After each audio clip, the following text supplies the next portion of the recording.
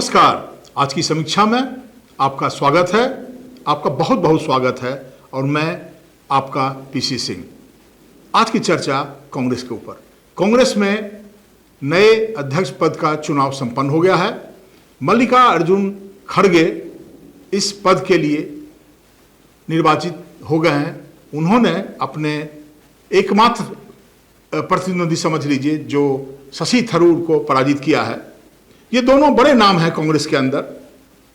लेकिन जब मैं ये रिजल्ट मैंने देखा तो मुझे एक पुरानी फिल्म की गाना याद आ गई, मनोज कुमार की फिल्म की, जो एक तारा बोले चुन चुन चुन क्या कहे वो तुमसे सुन सुन सुन। और फिर उसके बाद तो अब कांग्रेस पद के लिए नए पद का नए अध्यक्ष तो चुन के आ गए हैं खड़गे, लेकिन फिर उसके बाद क्या खड़गे के आने के बाद से कांग्रेस के अंदर जो नेहरू डायनेस्टी है उसका जो आधिपत्य है वो समाप्त हो जाएगा? ये सवाल मैं पहली दफा नहीं पूछ रहा हूं, मैं कई बार इसके ऊपर चर्चा पहले भी कर चुका हूं और यह बात एक बार फिर से इसके ऊपर चर्चा करने की जरूरत है। और अगर कांग्रेस में नेहरू गांधी परिवार का आधिपत्य खत्म हो जाता है तो इसका मतलब तब होगा जब भारत के प्रधानमंत्री अपनी सभाओं में जो वो नेहरू के ऊपर आक्रमण किया करते थे उसको छोड़ करके वो खड़गे पर आक्रमण करना शुरू कर दें। ये कभी संभव नहीं है। कांग्रेस ये एक बार फिर से साबित हो चुका है कि कांग्रेस पार्टी के अंदर नेहरू गांधी परिवार का वर्चस्व काबिज है और मल्लिकार्जुन खड़गे का चुनाव इस बात का द्योतक है। हालांकि इससे कांग्रेस को फायदा हुआ है, कांग्रेस का जो इमेज है वो बना है।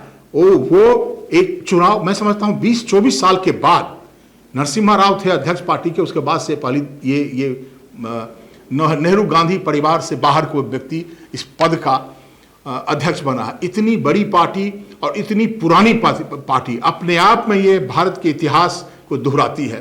तो इसलिए मैंने इसके ऊपर में चर्चा करना मुनासिब समझा। और जो सबसे इंपॉर्टेंट बात है मैं ये आपसे कहने का कोशिश करता हूं कि हम लोग बार बार इस बात को कहते हैं कि नेहरू ने वंशवाद को रोपा, कांग्रेस के अंदर इसको जन्म दिया और इसके ऊपर कई बातें जो लोगों का जो एलिगेशंस है, आरोप है, वो कई किसी हद तक सच भी है। लेकिन क्या अगर इसके लिए सिर्फ नेहरू जिम्मेवार है? अगर नेहरू सिर्फ जिम्मेवार है वंशवाद के लिए तो फिर बाकी पार्टियों में क्यों इस तरह की चीजें देखी जा रही हैं? आज ही मैं एक जनसत्ता के अखबार में खबर देख रहा था, बिहार में एक अभी 2 जगह पे मध्यावधि चुनाव हो रहे हैं विधानसभा क्षेत्र के लिए। उस संदर्भ में मैं आपके पास वो लिंक भेजूंगा, आप देखेंगे।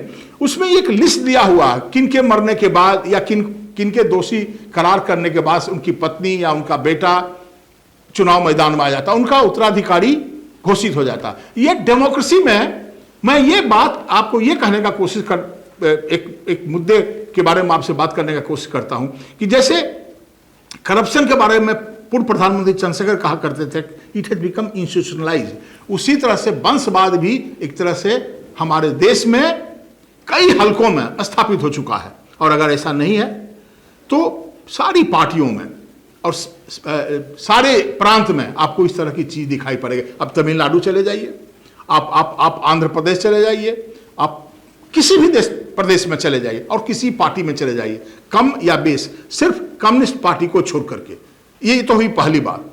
दूसरी बात ये कि अगर ये सच नहीं है जिस बात को मैं कह रहा हूं, आप फिल्मों में प्रोफेशनल्स सेक्टर्स में चले जाइए, आपको मिलेगा ये चीज, आपको साफ दिखाई पड़ेगा। और फिल्मों में तो खास करके बॉलीवुड के ऊपर में ये तो बड़ा मुद्दा बना। लेकिन इन सारी चीजों के बाद राज कपूर का फैमिली, अमिताभ बच्चन का फैमिली और बहुत बड़े बड़े लोगों की फैमिली वहां पर स्टेब्लिश है, फिल्मों में भी, बिजनेस में भी और इवन लिटरेचर और बाकी चीजों में भी आपको ये चीजें दिखाई पड़ेगी।